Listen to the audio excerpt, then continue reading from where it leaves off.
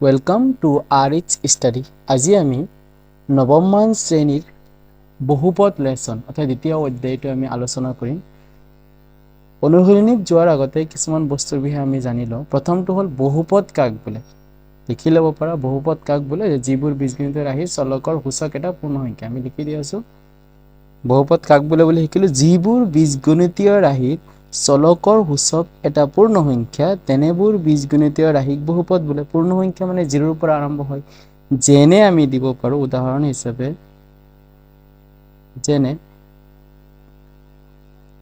x to the power 5 ইও এটা বহুপদ হয়। বহুপদ হয় কাৰণ চোৱা xৰ ঘাত কিমান আছে, ঘাত মানে সূচক কিমান আছে 5 আছে, যেটো এটা পূৰ্ণ সংখ্যা হয়। সেইকাৰণে কি হৈছে x টু দি পাৱাৰ 5 এটা বহুপদ হৈছে। এতিয়া কেইটামান উদাহৰণ দি চাওঁ। 2x টু দি পাৱাৰ, ধৰাচোন মই লিখিলোঁ 3/2, এইটো এটা বহুপদ হয়নে নহয়? নহয়, কাৰণ চলকৰ এইটো চলক ৰাশি হ'ল x আছে, চলকৰ ঘাত কিমান আছে, এটা পৰিমেয় সংখ্যা আছে, ই এটা পূৰ্ণ সংখ্যা নহয়। সেইকাৰণে আমি কি কৰিম, এই পদাৰ্থ ৰাশিটো বহুপদ নহয় বুলি যদি কাৰণ লিখিব আহে, তেতিয়াহ'লে আমি লিখিম চলকৰ ঘাত বা সূচক পূৰ্ণ সংখ্যা নহয়। এতিয়া আমি আৰু এটা বস্তু লিখি আছোঁ 2√x। এতিয়া চোৱা এইটো এটা বহুপদ হ'ব নে নহ'ব? ইয়াত x কিন্তু হ'ল এটা চলক ৰাশি। xৰ ঘাত আমি এনেকৈ লিখিব পাৰোঁ, 2√, আছে কাৰণে ইয়াক হাফ বুলি লিখিব পাৰোঁ। এতিয়া চোৱাচোন হাফ এটা পূৰ্ণ সংখ্যা হয়নে নহয়? হাফ কেতিয়াও পূৰ্ণ সংখ্যা নহয়। সেইকাৰণে আমি ক'ব পাৰোঁ 2x√x এটা বহুপদ নহয় বুলি ক'ব পাৰোঁ। বহুপদ নহয় কাৰণ চলকৰ ঘাত পূৰ্ণ সংখ্যা নাই। এতিয়া আৰু কেইটামান উদাহৰণ দিওঁ। ধৰাচোন মই লিখিছোঁ এনেকৈ √2x। ইয়াত চোৱা xৰ ওপৰত পূৰ্ণ সংখ্যা আছে, ৰুট আছে নেকি? যিহেতু xৰ ওপৰত ৰুট চিনটো নাই, সেইকাৰণে এইটো এটা বহুপদ হয়। 2ৰ ওপৰত আছে, একো অসুবিধা নাই, কিন্তু চলক ৰাশিৰ ওপৰত নাই কাৰণে আমি বহুপদ হয় বুলি লিখিছোঁ। এতিয়া আৰু এটা বস্তু লিখি আছোঁ। ধৰাচোন মই বহুত কেইটা লিখিলোঁ, x³ plus 2x to the power -2 দি দিলোঁ প্লাছ 1। এইটো এটা বহুপদ হ'বনে নহ'ব? ইয়াত চোৱা এই গোটেইখিনি এটা ৰাশি হয়, গোটেইখিনি বীজগণিতীয় ৰাশি আছে। ইয়াত পদ বহুত কেইটা আছে ন, এটা 3টা পদ আছে। যিকোনো এটা পদেই হওক পূৰ্ণ সংখ্যা, চলকৰ সূচক পূৰ্ণ সংখ্যা নাই, মাইনাছৰ আছে। সেইকাৰণে এইটো এটা কি হ'ব, বহুপদ নহয় বুলি আমি ক'ব পাৰোঁ। ঠিক আছে, আশা কৰোঁ সকলোৱে বুজি পাইছে। পিছত আমি যাওঁ এটা টপিক, এইটো হ'ল মাত্ৰা। এতিয়া আমি শিকিম মাত্ৰা কাক বোলে। মাত্ৰা হ'ল, লিখি দিওঁ, মাত্ৰা কাক বোলে, এটা বহুপদৰ চলকৰ সৰ্বোচ্চ ঘাতক। ঘাতক আমি কি বুলি লিখিছোঁ, ঘাতক এইটো সূচক বুলি কয়। বহুপদটোৰ কি বুলি কোৱা হয়, মাত্ৰা বুলি কোৱা হয়। এটা লিখি দিবা, তাৰপিছত বহুপদৰ চলকৰ সৰ্বোচ্চ ঘাতক বহুপদটোৰ মাত্ৰা বুলি কোৱা হয়। এতিয়া ধৰাচোন মই লিখিলোঁ x³ প্লাছ 2x² প্লাছ 7। এইটো চোৱাচোন ইয়াৰ মাত্ৰা কিমান, চব সৰ্বোচ্চ ঘাত কিমান আছে, ইয়াত আছে 2, চলকৰ ঘাত ইয়াত আছে কিমান 3। ইয়াত যিহেতু চলক ৰাশি দেখাত নাই, গতিকে ইয়াৰ চলকৰ ঘাত কিমান হ'ব, 0 হ'ব। গতিকে ইয়াৰ সৰ্বোচ্চ ঘাত 3 আছে, সেইকাৰণে মাত্ৰা কিমান হ'ব, 3 হ'ব। আমি পিছত বহলাই লিখিম। এতিয়া এটা আৰু এটা বস্তু জানি লোৱা, নোট হিচাপত লিখিব পাৰা, যে শূন্য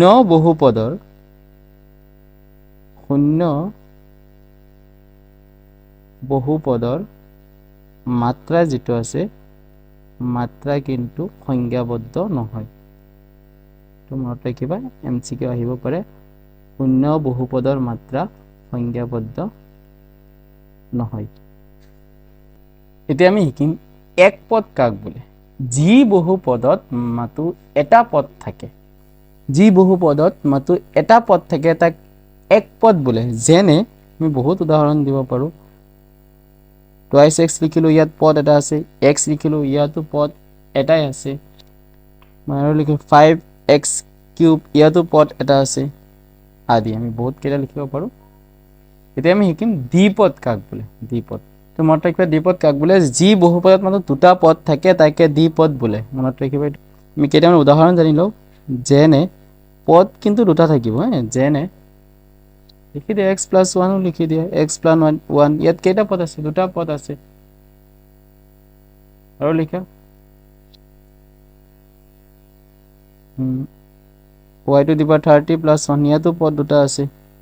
y to the power 100 plus 3 ইয়াতো পদ দুটা আছে ইত্যাদি লিখি দিবা এতিয়া আমি শিকিম রৈখিক বহুপদ কাক বোলে রৈখিক বহুপদ কাক বোলে যি বহুপদৰ চলকৰ সৰ্বোচ্চ ঘাত অৰ্থাৎ যাক মাত্ৰা বুলি কওঁ 1 হয় তেনে বহুপদক ৰৈখিক বহুপদ বোলে যেনে আমি উদাহৰণ দিব পাৰো ধৰাচোন মই লিখিলো ax + 1 য'ত নেকি a এটা অখণ্ড সংখ্যা ধৰিলো অখণ্ড সংখ্যা ইয়াত চোৱাচোন চলক ৰাশি কোনটো আছে x আছে তেতিয়াহলে x ৰ ঘাত কিমান আছে 1 আছে তেতিয়া আৰু এটা লিখো 2x + 3 ইউ এটা কি ৰৈখিক বহুপদ কাৰণ চলকৰ ঘাত 1 আছে আৰু লিখি দিয়া 7x - 4 ইউ এটা কি আছে ৰৈখিক বহুপদ হ'ব কাৰণ চলকৰ ঘাত কিমান আছে 1 আছে মানে সূচক 1 আছে তেতিয়া আৰু লিখি লওঁ ৰৈখিক বহুপদ এটাৰ আদৰ্শ ৰূপটো হ'ল ৰৈখিক বহুপদ আদৰ্শ ৰূপটো কি আছিল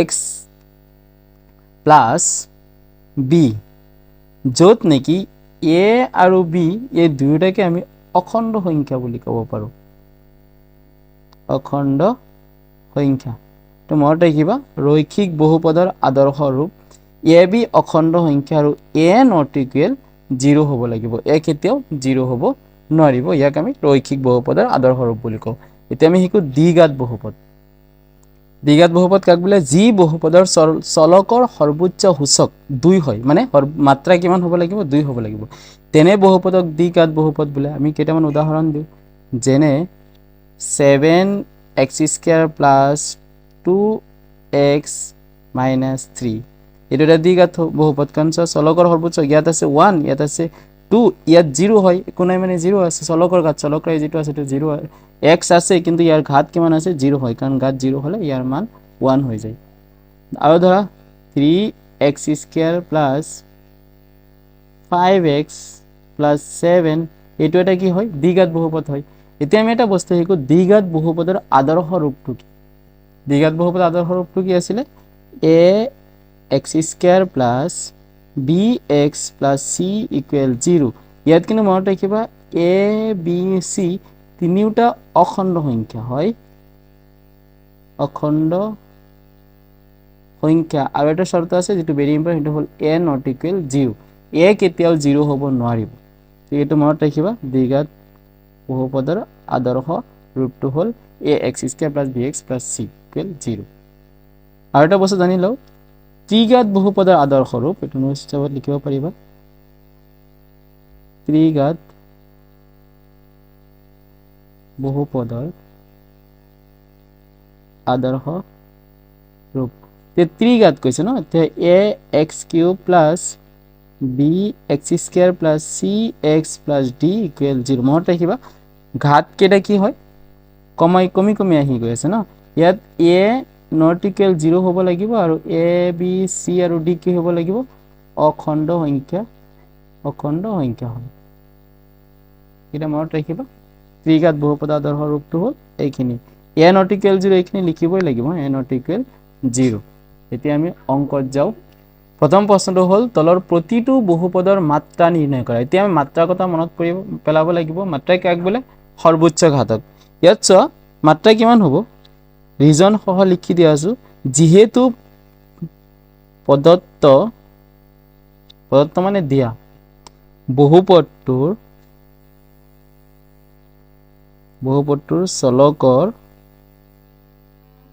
চলক ৰাশি কি আছে x আছে ন চলকৰ সৰ্বোচ্চ ঘাত কিমান আছে সৰ্বোচ্চ ঘাত চাই লোৱা ইয়াত আছে 4 ইয়াত আছে 0 ইয়াত আছে 5 হয় ন 5 আছে হে আমি লিখি দেব পাৰো হে বহুপদটোৰ মাত্ৰা কিমান হ'ব এতিয়া কোৱাচোন বহুপদটোৰ মাত্ৰা কিমান হ'ব 5 হ'ব কাৰণ ঘাত সৰ্বোচ্চ ঘাত যিমান আছে মাত্ৰা সিমানে হয় 2 নম্বৰটো কৰো 2 নম্বৰ আনসাৰ তুমি নিজেই দিব পাৰিবা ইয়াত 2 - y² -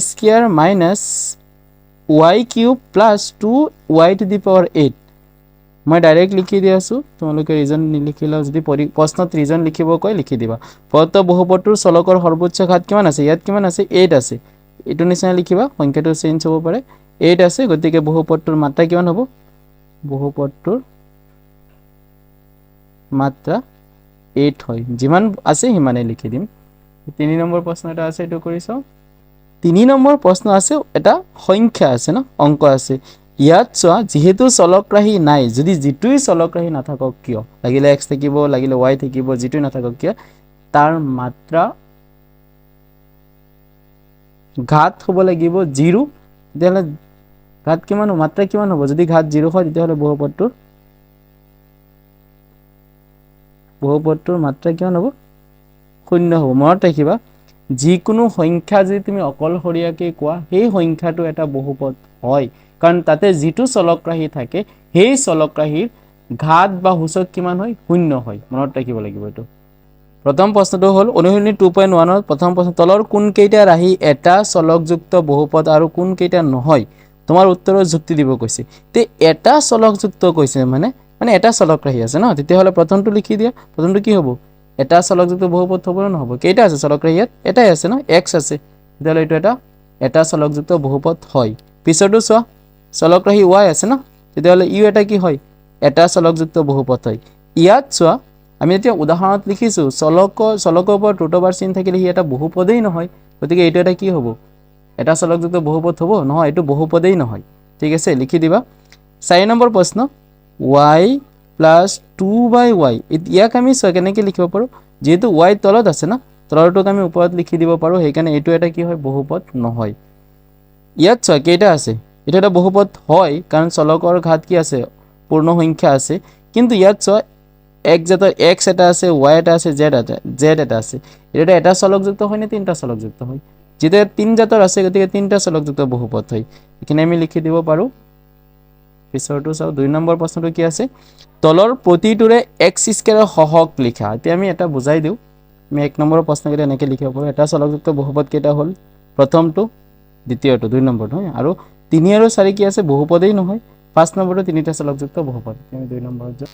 2 নম্বৰ প্ৰশ্নটো হ'ল, তলৰ প্ৰতিটোৰে এক্স স্কোৱাৰৰ সহগ লিখা। এক্স স্কোৱাৰৰ সহগ মানে কোনটো আছিলে? আমি বুজাইছিলোঁ যে এক্সৰ চলকৰাশিৰ লগত ছাইডত যিটো থাকিব এইটো সহগ বুলি কয়।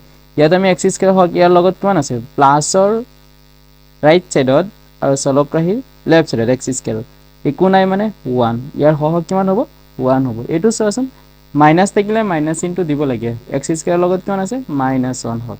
ইয়াত এক্স স্কোৱাৰৰ লগত কিমান আছে? এক্স স্কোৱাৰ এইটো, ইয়াৰ লগত যিখিনি আছে গোটেইখিনি, মানে এক্স স্কোৱাৰৰ বাহিৰে যিখিনি আছে গোটেইখিনি সহগ। ইয়াত কিমান হ'ব? √2 হৈ আছে। ইয়াত এই অংকটো আমি এটা কৰি লওঁ, তেতিয়াহ'লে হৈ যাব। এবাৰ ইয়াৰ লগত এইখিনি পূৰণ কৰা, 2x³ ন, এক্স স্কোৱাৰ আৰু এক্স পূৰণ কৰিলে, ইয়াত মাইনাছ 3 2 গুণ 6, এক্স স্কোৱাৰ, এটা আকৌ প্লাছ ন, 2 1 গুণ 2, এক্স দিলোঁ, মাইনাছ 3x স্কোৱাৰ, মাইনাছে মাইনাছে প্লাছ 3 3 গুণ 9x, প্লাছে মাইনাছে -3। এতিয়া পূৰা কৰা, 2x³, ইয়াত আছে 6টা এক্স স্কোৱাৰ, 6টা মাইনাছৰ, ইয়াতো 3টা মাইনাছ, দুটা হ'ল 9x square মাইনাছৰ, plus 2 and 9 11x -3। এতিয়া কোৱাচোন এক্স স্কোৱাৰ সহগ কিমান হৈ আছে? এক্স স্কোৱাৰ ক'ত আছে? ইয়াত আছে ন, এক্স স্কোৱাৰ লগত আছে -9, ইয়াৰ সহগ কিমান হ'ব? -9 হৈ আছে। এতিয়া 3 নম্বৰ কৰোঁ। 3 নম্বৰ প্ৰশ্ন কি আছে, 35 মাত্ৰাযুক্ত এটা দ্বিপদ মানে দুটা পদ থাকিব লাগিব, আৰু 100 মাত্ৰাযুক্ত এটা এক পদৰ একোটাকৈ উদাহৰণ দিয়ে। এতিয়া আমি 35টো লিখি আছোঁ, 35 মাত্ৰাযুক্ত, মাত্ৰা মানে সৰ্বোচ্চ ঘাত, মাত্ৰাযুক্ত এটা দ্বিপদ কি আছে? দ্বিপদটো কোনটো লিখিম? দ্বিপদ, তোমাৰ ইচ্ছা যিকোনো এটা চলকৰাশি লোৱা। মই এ লিখিলোঁ, তাৰ মাত্ৰা কিমান হ'ব লাগিব? 35 প্লাছ দ্বিপদ যিহেতু কৈছে এটা 1 দি দিলোঁ, হৈ গ'ল। এতিয়া 100 মাত্ৰাযুক্ত এটা কি পদ? এক পদ কৈছে, এক পদ। তোমাৰ নিজৰ ইচ্ছামতে যিকোনো এটা চলকৰাশি চোৱাচোন, মই এক্সেই লিখিলোঁ, মাত্ৰা কিমান হ'ব? ইয়াত পদ এটাই আছে, হৈ গ'ল। এতিয়া 4 নম্বৰ কৰোঁ। 4 নম্বৰ প্ৰশ্নটো হ'ল, তলৰ বহুপদবোৰৰ মাত্ৰা লিখা। মাত্ৰা কাক বোলে? সৰ্বোচ্চ ঘাত কিমান আছে বা সৰ্বোচ্চ সূচক। এতিয়া এই বহুপদটোৰ চলকৰ সৰ্বোচ্চ সূচক কিমান আছে? ইয়াত আছে 2, ইয়াত আছে 1, ইয়াত আছে 3, তেতিয়াহ'লে মাত্ৰা কিমান? 3। ইয়াত কিমান হ'ব? চলকৰাশি হ'ল ৱাইৰ ঘাত কিমান আছে? 2 আছে, মাত্ৰা 2 হ'ব। ইয়াত চলকৰাশি টি আছে, টিৰ ঘাত একো লিখা নাই মানে 1 আছে, ইয়াৰ মাত্ৰাও কিমান হৈ আছে? 1 হৈ আছে। এতিয়া 5 নম্বৰ অংক কৰোঁ।